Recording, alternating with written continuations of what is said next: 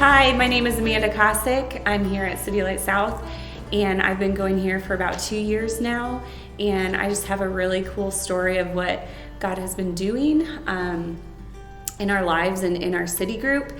So my husband Eric and I, we were looking for renters for our rental property, and of course we're praying about that, and probably our main goal with that is to find renters who will pay rent, who will be kind of a secure situation. And as we were praying, we had different people contacting us, and one of them was a family that we had known from our previous church, and just heard that they were kind of going through a rough time.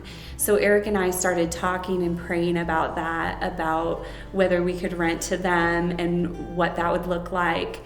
This family just was so open and honest with us about where they were at, how they were trying to rebuild their family in general, but also their finances. They had kind of just lost everything and were trying to rebuild, and we saw that they were doing that responsibly, that they had a heart to do that. And the night that they came to sign our lease, the wife just shared that they were coming with very little, and that they were coming with like maybe a trailer half full, which meant that they didn't have beds, they didn't have furniture, and it broke my heart. And that night was actually the night that we had our city group, our small group for church. And at the very end of it, I just thought, I know that this group is generous, that they love Jesus, and that they would be just excited about the opportunity. But of course, I didn't know how this was all going to happen or what would happen. But I just threw it out there like, hey, we have these renters, and they're coming into their house with very little to nothing, and I think that we could help them. And if you have anything, would you just let me know? And the next day, as I sent out messages just saying this is what they said they needed and what I think they need, people just responded so generously. I had Venmos for beds, hangers because they didn't have dressers, all of these things, and it was just incredible. And then people just gave of their time and energy too. So it was a Saturday, and people just jumped in and were helping move furniture and pick up donations, and the house was full of furniture. We had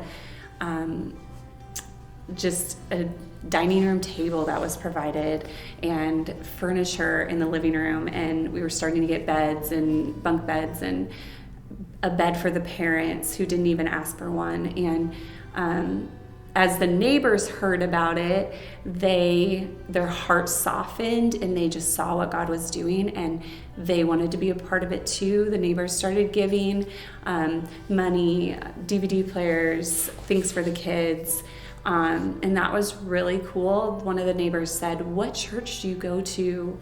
And she just said, that's what the church should be doing. They should be giving and helping people. That's Jesus. They wanted to come closer to him.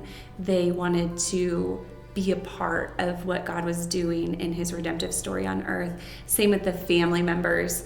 And in the gospel, you see that when people would be healed, they would tell their family, their friends, their community, and all of those people would be in awe, and they would say, who is Jesus? And that's the main part of it. That when they see this big miracle happening and these people being provided for in such a special way, that they would go, who is their God? Who is their Savior that this is happening, this miracle here on earth? And not like it's a huge miracle, but yeah, that's what this story is all about.